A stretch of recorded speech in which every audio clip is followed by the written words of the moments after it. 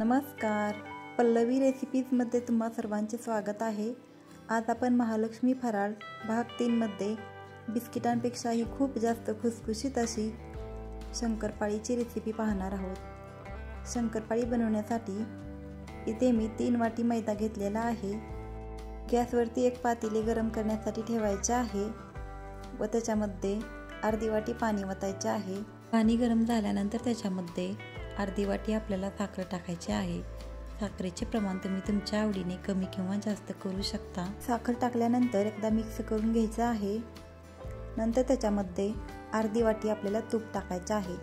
इथे मी तूप वितळवून घेतलेले आहे। ते तूप त्याच्यामध्ये टाकायचे आहे व मिक्स करून घ्यायचे आहे। सर्व साहित्य मोजण्यासाठी आपल्याला एकाच वाटीचा वापर करायचा आहे। एकाच वाटीने आपल्याला सर्व साहित्य मोजून घ्यायचे आहे। साखर अर्धी वाटी, तूप अर्धी वाटी व पाणी अर्धी वाटी घेतलेले आहे। सर्व साहित्य एकत्र मिक्स करून घ्यायचे आहे व साखर वितळवून घ्यायची आहे। थोडेसे मीठ मैद्यामध्ये टाकायचे आहे व 3 चमचे बेसन पीठ टाकायचे आहे। बेसन पीठ टाकल्याने आपली शंकरपाळी चांगली खुसखुशीत बनते व त्याला चांगला कलरही येतो। बेसन पीठ आणि मीठ आपल्याला मैद्यामध्ये चांगले मिक्स करून घ्यायचे आहे। मिक्स झाल्यानंतर त्याच्यामध्ये गरम केलेले साखरेचे पाणी आपल्याला ओतायचे आहे। पाणी गरम असतानाच आपल्याला त्याच्यामध्ये ओतायचे आहे व चमच्याने मिक्स करून घ्यायचे आहे। थोडे थोडे करून आपल्याला पाणी ओतायचे आहे आणि ते चमच्याने मिक्स करत राहायचे आहे। तयार केलेले साखरेचे व तुपाचे सर्व पाणी आपल्याला मैद्यामध्ये टाकायचे आहे व ते चमच्याने मिक्स करून घ्यायचे आहे। चमच्याने मिक्स करून झाल्यानंतर आपल्याला ते हाताने मळून घ्यायचे आहे। सुरुवातीला साखरेचे पाणी गरम होते त्याच्यामुळे चमच्याने मिक्स करून घेतलेले आहे। आता आपल्याला पीठ हाताने मळून घ्यायचे आहे। पीठ चांगले 3 ते 4 मिनिटे आपल्याला मळून घ्यायचे आहे। सुरुवातीला आपल्याला हे पीठ पातळ वाटत असेल पण थोड्या वेळाने ते घट्ट होते। थोड्या वेळासाठी आपल्याला झाकून ठेवायचे आहे, त्याच्यामुळे आपले पीठ हे घट्ट बनते। झाकून 10 मिनिटांसाठी ठेवायचे आहे व 10 मिनिटांनी तेल गरम करण्यासाठी ठेवायचे आहे व आपल्याला एक वेळेस पीठ चांगले चुरून घ्यायचे आहे आणि त्याचा एक गोळा बनवून घ्यायचा आहे व त्याची आपल्याला चपाती लाटून घ्यायची आहे। चपाती लाटून झाल्यानंतर आपल्याला ती दुमडून घ्यायची आहे व नंतर अजून लाटून घ्यायची आहे। इथे आपली चपाती लाटून झालेली आहे।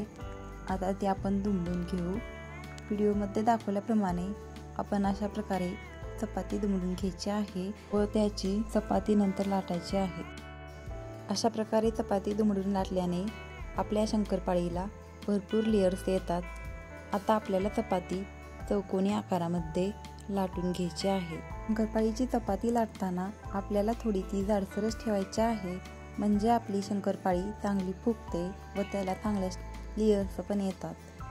चपाती लाटून तयार झालेली आहे। आता कढईने कट करून घ्यायची आहे व आवडेल त्या आकारामध्ये शंकरपाळी आपल्याला कट करायची आहे। इथे मी डायमंड शेपमध्ये शंकरपाळी कट करत आहे। तुम्ही तुमच्या आवडीने कोणत्याही शेपमध्ये शंकरपाळी कट करू शकता। शंकरपाळी कट करून झाल्यानंतर आपल्याला दुसरी चपाती लाटण्यासाठी एक गोळा घ्यायचा आहे व त्याची चपाती बनवून घ्यायची आहे। इथे आपली चपाती बनवून झालेली आहे। आता ती आपण घडी करून घेऊ। चपातीची घडी करायची आहे व नंतर आपल्याला ती चपाती लाटून घ्यायची आहे। अशा प्रकारे घडी करायची आहे व चपाती नंतर लाटायची आहे। इथे आपली दुसरी चपाती पण लाटायला चालू आहे। आपली दुसरी चपाती पण लाटून तयार झालेली आहे। आता आपण ती साईडने कट करून घेऊ। साईडचे कट केलेले काढायचे आहे व नंतर आपल्याला त्याची शंकरपाळी शेपमध्ये कट करून घ्यायची आहे।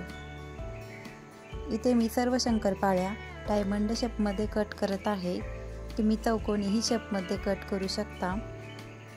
आपल्याला शंकरपाळी कट करून घ्यायची आहे। तेलामध्ये एक शंकरपाळी टाकायची आहे आणि तेल गरम झाले का ते आपल्याला चेक करून घ्यायचे आहे।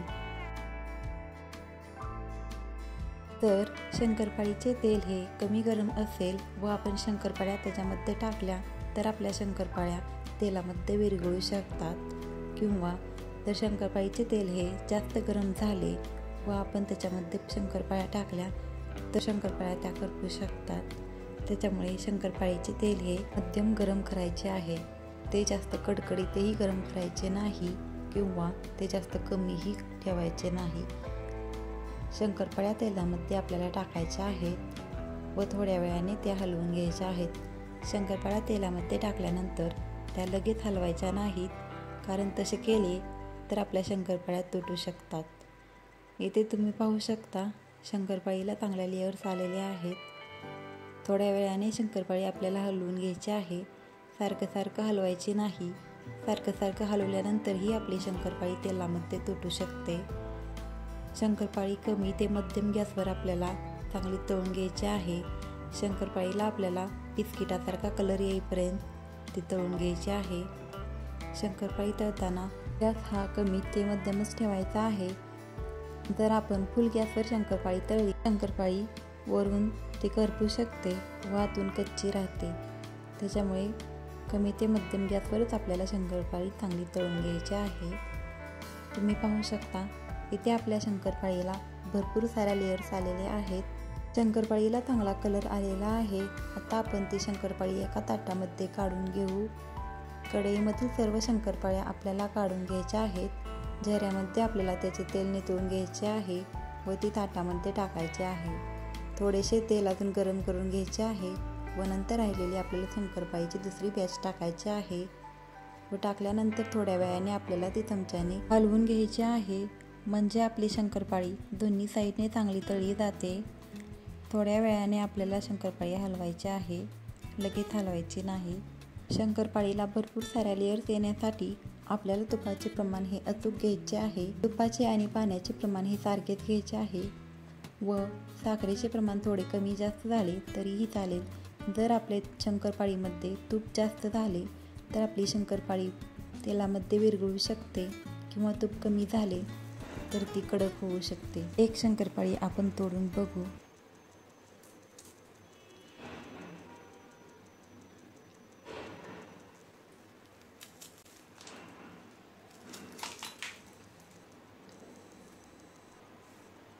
आपल्या सर्व शंकरपाळ्या बिस्किटापेक्षाही खूप जास्त अशा खुसखुशीत व क्रंची बनून तयार झालेल्या आहेत व त्या थोड्याही तेलकट वाटत नाहीत. अत्यंत कमी तेलकट व खूप जास्त लेअर्सवाली खुसखुशीत अशी शंकरपाळी इथे आपली बनून तयार झालेली आहे. धन्यवाद.